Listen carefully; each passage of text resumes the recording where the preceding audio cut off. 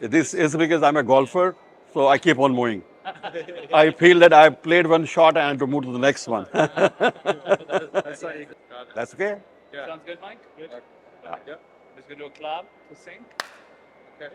Great. Shyam Pandita. You can omit the middle name, Sundar. So Shyam Pandita will be fine. Shyam Pandita. I did my graduation in engineering from a college in Kashmir. You have heard of Srinagar?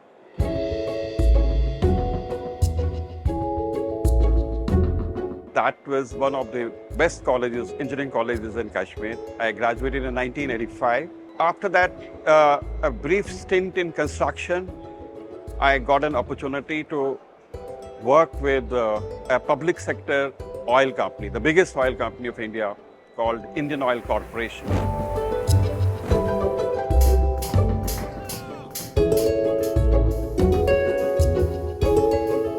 Irrespective of my basic qualification, I was, going from one department to other department. Like in engineering, we have different branches.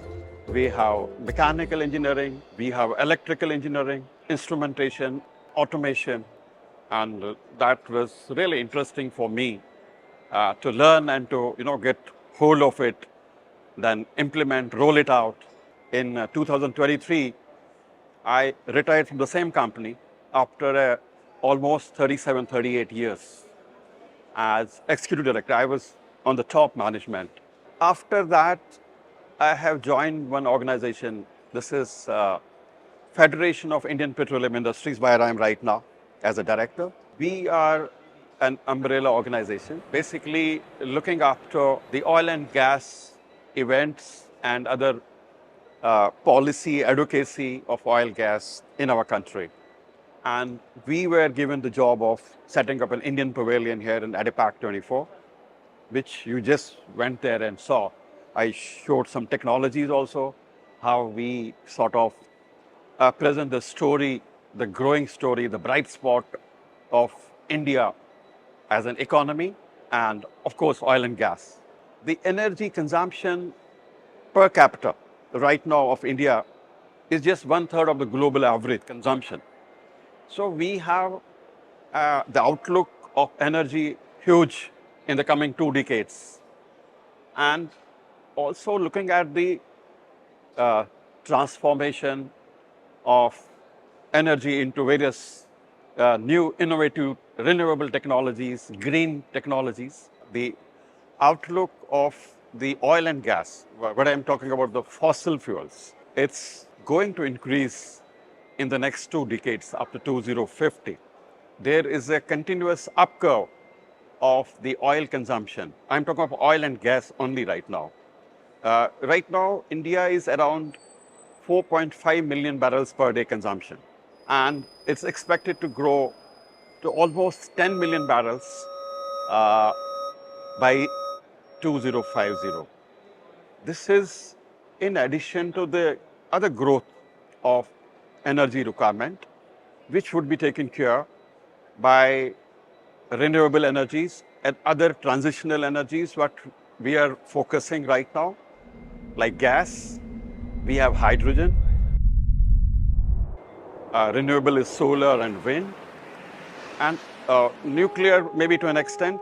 And we also are talking of pump storage out of the solar. This technology is basically during the day when you get the radiation, so you have a lot of electricity generation. But the problem is for storage of electricity, conventionally you need big battery banks.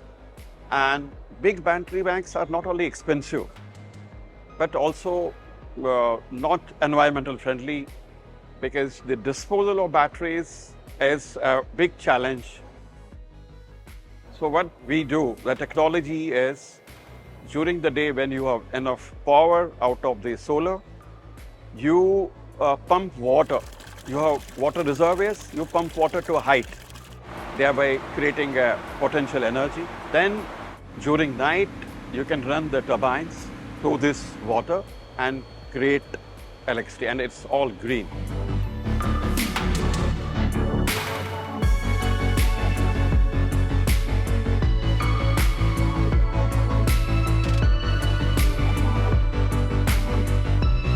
transition from liquid fuels to gas. It's a cleaner fuel.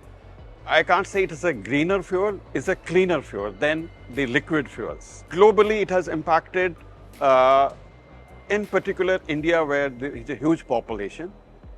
And we had one scheme where gas was provided to the rural areas. They were going to the conventional method of burning charcoal, coal and wood for cooking.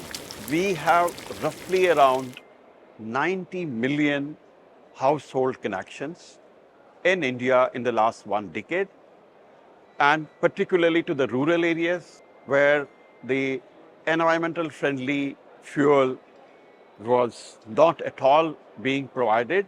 This greener fuel has uplifted the rural class of a developing nation like India, particularly the women who were mainly cooking in the wood and coal. This has also given them little more time, and education, of course, is growing and people are getting more and more literate, and it is best in the overall development of that sector of the region of the rural class of people.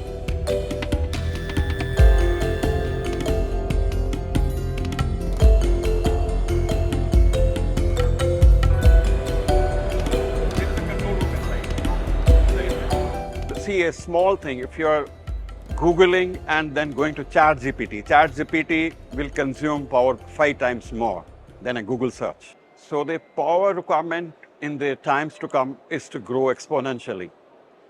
Say next 2 decades, you need 5 times power. You need a lot of power. And I'm sure with AI, with lots of renewable sources developing and evolving in the global market, I'm sure the power requirement will be met by various sources of power.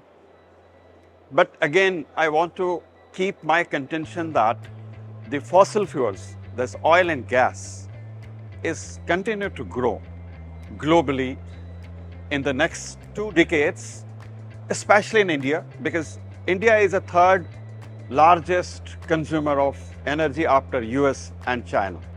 We have the plans. India has, as of course, there will be other countries also have plans to meet this energy requirement in the times to come. And a lot of technologies, renewable energies are coming in a big way across market, across globe, and across India in particular. See, I'll tell you, the developing countries will keep on using oil and gas. It's not an easy job to switch to cleaner and renewable energy overnight. It takes a lot of time, and good steps have been taken depending on their financial capabilities, investment capabilities, especially in the developing countries. We need to do quite a bit in the times to come, and focus is there to use as much as clean energy as possible, and that is growing exponentially on the globe. But developing countries may have a little challenge in fast-tracking this implementation because of their capacity to augment the renewable and cleaner sources. The power requirement is always increasing with AI, with more and more data centers, because you need a lot of capacity to, the more you go to the AI, you need to capture more data. You need to have a storage for having more data. You have to have a balance between the development, the innovations, the innovative technologies, and power requirement. It's going to grow, but at the same time, when you're focusing and you are converting towards cleaner and renewable sources, things will settle. There has to be an equilibrium. It will come with time. There is no shortcut solution or overnight solution to all this. But then we need to grow. AI is the need of the hour, and you need power for that. In India, we are really pole vaulting, not even leapfrogging. We are pole vaulting on the renewable part. Our capacity of the renewable energy like solar and wind is enormous right now. It's I think around, I'm not sure about the figure, but it's around 50 gigawatts. And we try to come to 100 gigawatts in the next couple of years. We have a huge focus, huge investment planning on renewable energy in India. And that's going to overcome the environmental issues.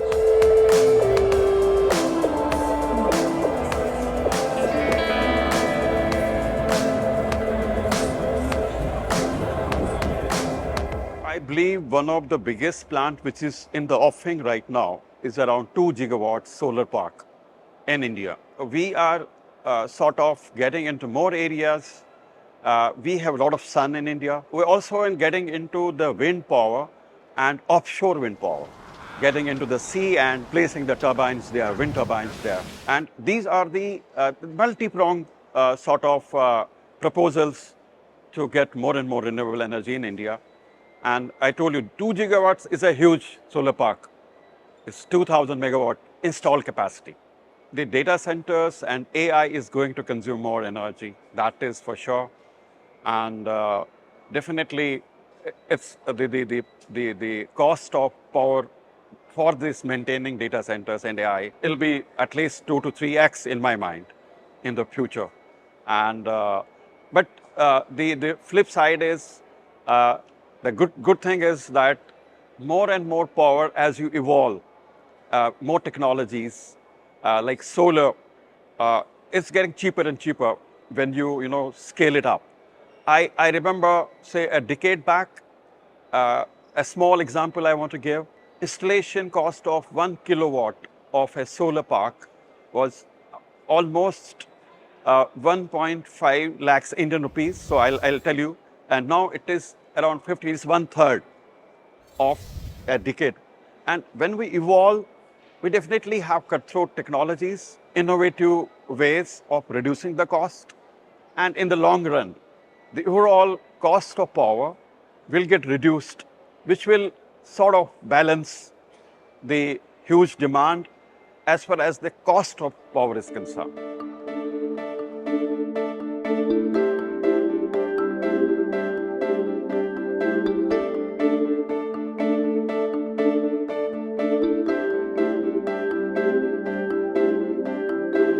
I've been working in AI for a long time. I've been in Accenture for 6 years, and I was handling the data and AI department for the past 6 years. And AI is a very interesting field. It all started with machine learning, and now we are at large language models, which is a big revolution, and it's going to keep improving for a long time. I think the best way to look at it is that you can take the same amount of innovation in sustainable energy and put that back into driving AI systems, which would really help offsetting that kind of energy need. Because stopping innovation is not the answer. The answer is to keep pushing it really fast at 10x the speed so we get to a proper sustainable future, because there's no pulling back now.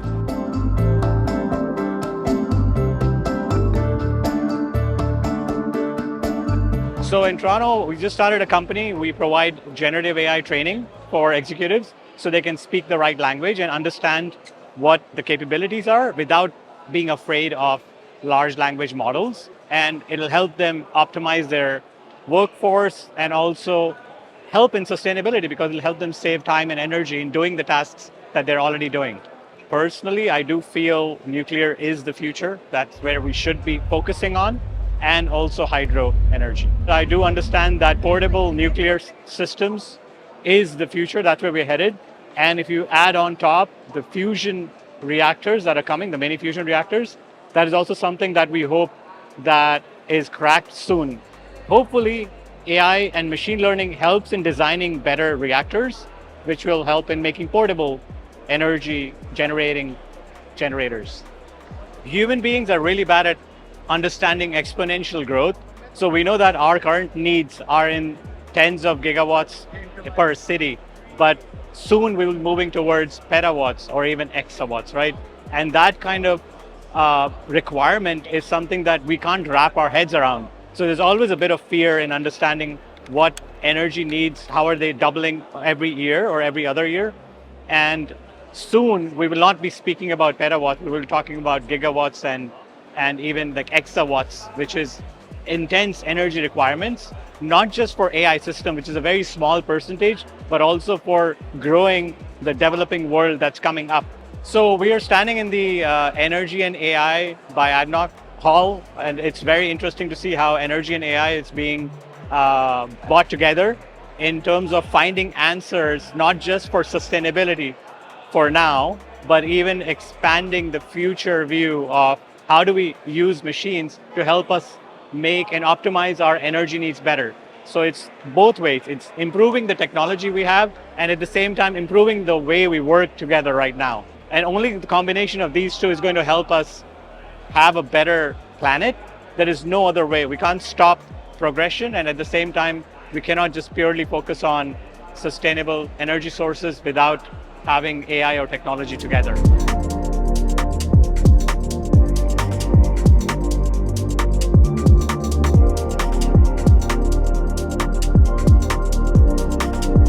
So as much as we would like to worry about the future, the only way forward is to have hope for humanity. That's the only way forward. Having a negative view or a pessimistic view is not going to help us innovate where we need to make improvements. Because pessimism also comes with inaction sometimes, that we feel helpless, that where do we do, what do we do, and when do we do it. But with hope and optimism, we can always find new ways of solving a problem, all the way from how do we reduce energy needs for AI to how do we improve our work-life balance and reduce our back to office travel that we are required to do nowadays. So all of these have to be done together, not one thing at a time. It can't be siloed and focusing on one element at a time.